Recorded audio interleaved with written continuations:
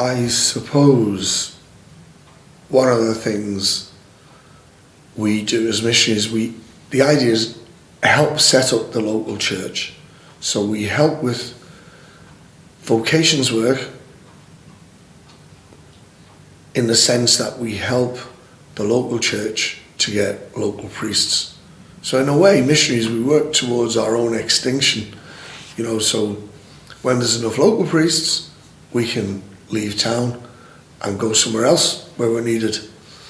Or if we're too old, we might be allowed to stay on and help still in the church, or we may come home and help at home like I'm doing.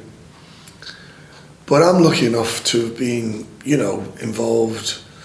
Two of my parishioners in the Philippines. One became a priest, first priest ever from the parish, from that small island, and the first girl to become a sister. There's now 3 or 4 sisters, I believe, but they were both in my little youth group. They were both 18 when I started there. I was 28. So that means they're both in their 60s now, and both working away in the Philippines.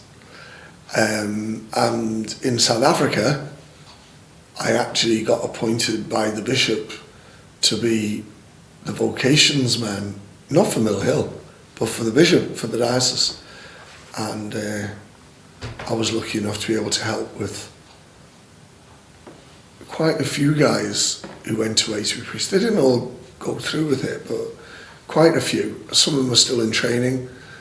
4 or 5 of them are diocesan priests. One is going to become an oblate of Mary Immaculate. One today, one of them, I think, is being ordained as a Salesian. And I'll just tell you about him a little bit. He was my sacristan, the guy who saw everything was ready for Mass. He was 18, he was shy, very quiet, bit of a loner. And when I went there, like I say, he was 16. I was 58. I'm 40 years older than him. So anyway, both me and the elderly Dutch parish priest, we both thought he might have a vocation to be a priest, but we didn't push him, and we watched him and we encouraged him. And anyway, after a few years, one of his friends went away to be a priest, and that triggered in him the thought that he might go. So we spoke.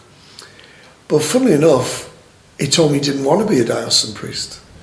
He thought the life of a diocesan priest was too lonely, being on his own, usually on your own, in a big house and all that. And so he wanted to join a religious order. And even though he'd never met a Salesian, he decided Salesians are a teaching order founded by John Bosco, whose feast day is today. He asked, could he become a Salesian? I was friends with my uncle was a Salesian, and I was friends with a Scottish Salesian called Father Michael Power, who'd been in Liverpool for a long time and who was now in South Africa.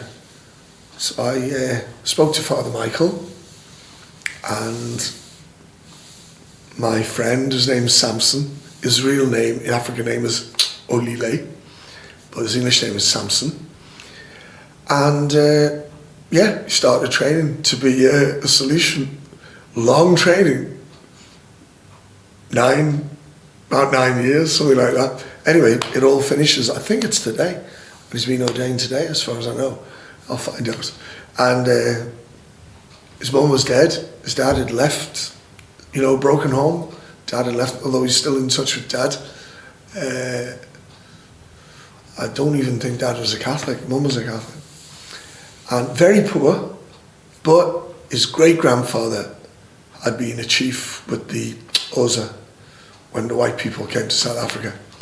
150 years ago, and they took their land. So they became very, very poor. So Samson was poor, his parents were poor, his grandparents were poor. His great-grandparents, they had land, cattle, horses.